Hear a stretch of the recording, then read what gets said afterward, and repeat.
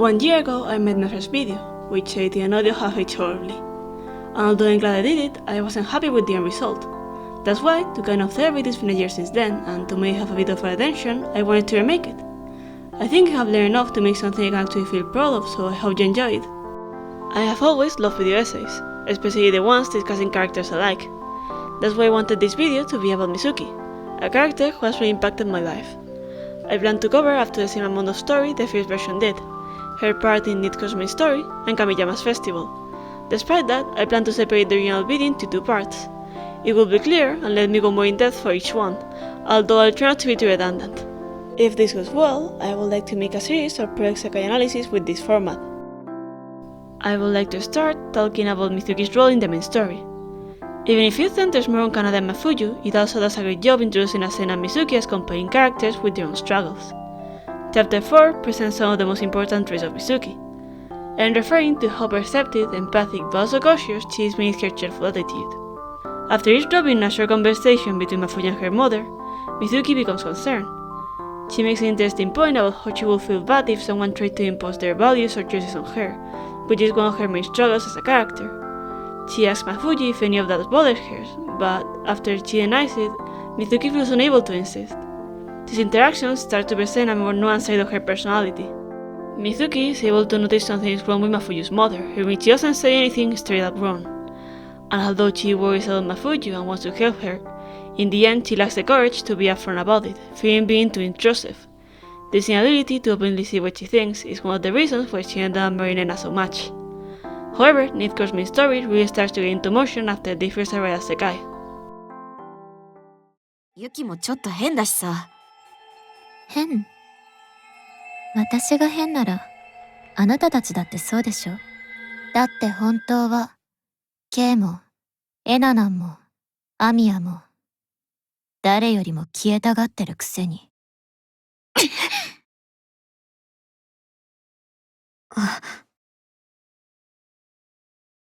どうして、私だけが変だなんて言えるの？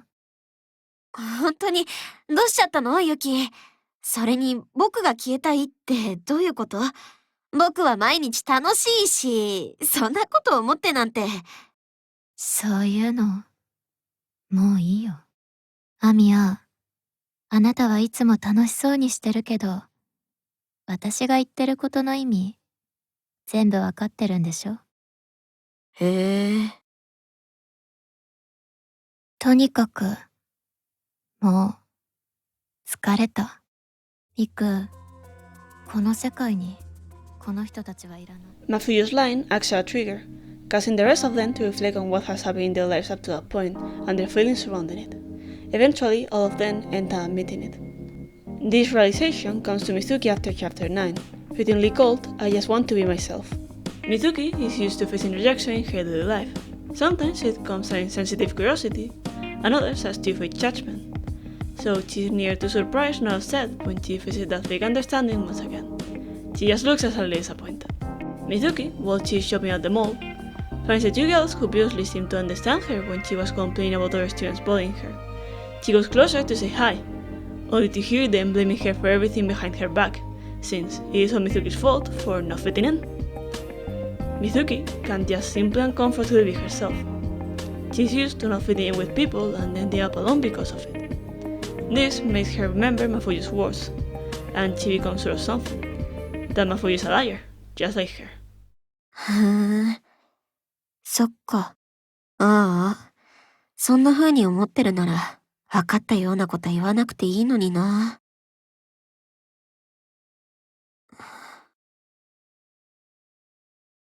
ほんと、くだらない。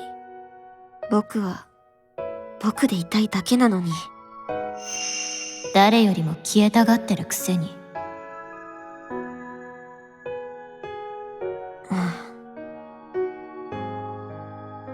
さあ、どうだろうね。でも。ユキ？大丈夫？大丈夫だよ。私そういうのあんまり気にならないから。嘘つき。ユキも本当はきつかったんじゃないか。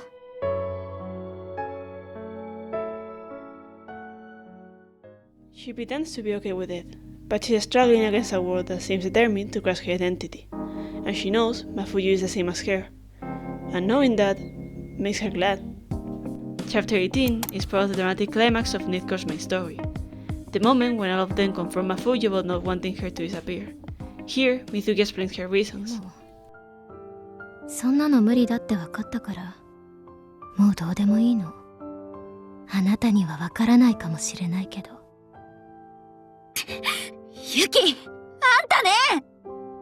そっかそっか。僕はユキの気持ちちょっとわかるな。アミヤ。ほら、天才だろうがお金持ちだろうが可愛い子だろうがきついことってあるし。ユキがどんだけすごい曲作れても一番欲しいものが手に入らないならユキにとっては意味ないと思うんだよね。だから僕はユキが消えたいなら好きにすればいいと思うよ。僕たちがいろいろ言ったところでユキの問題はユキにしかわかんないんだからさ。なら。でもさ、なんとなく僕たちって似てるような気がしたんだ。周りに少しずつ自分の形を変えられそうになってるところとかさ、それに抵抗したり受け入れたりして、そうやって必死になってるうちに疲れて全部どうでもよくなっちゃう。そんな感じが似てるなって。あんまりこの気持ちを分かってくれる相手っていないからさ。だから僕はユキがいなくなったらただ寂しいって思うよ。勝手なことばっかり。勝手に嫉妬して。I think the scene was the moment when I fell in love with the character, as someone with similar struggles and way of thinking. This part is a good example of what I like about Isekai's writing. All characters have their own psychology and are written in a relatable way that makes you root for them as they keep facing their troubles. After finishing talking about the main story, I would like to move on to talk about the first song commissioned for this unit, Composing the Future.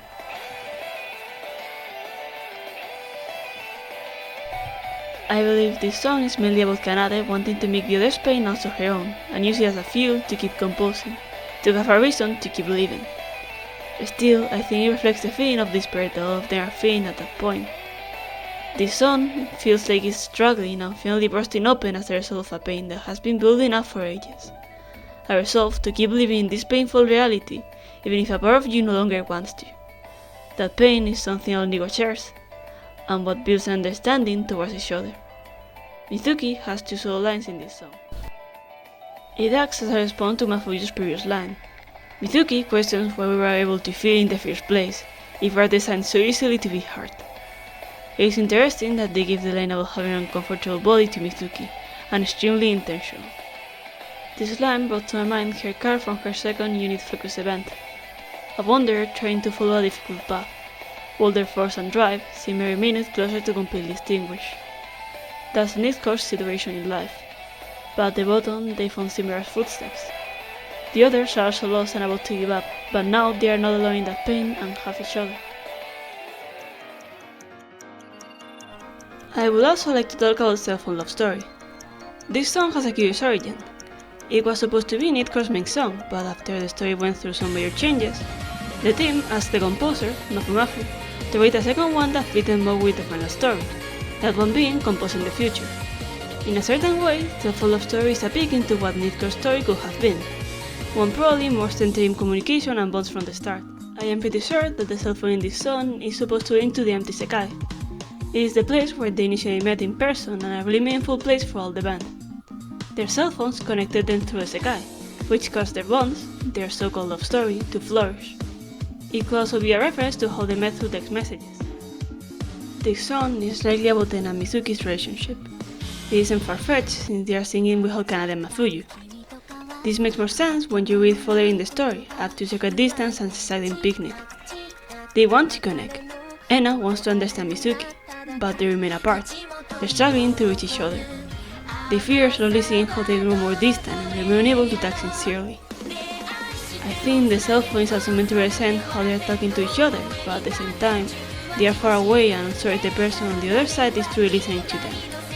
A love story that even if it causes them pain, they care too deeply about to truly let it go.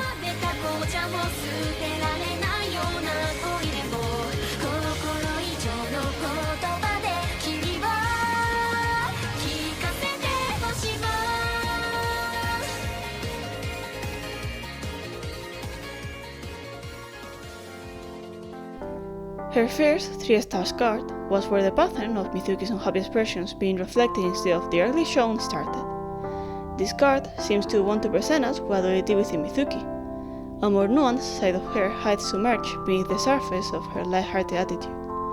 Even if the Mizuki above the water is smiling, her reflection looks lifeless and worried.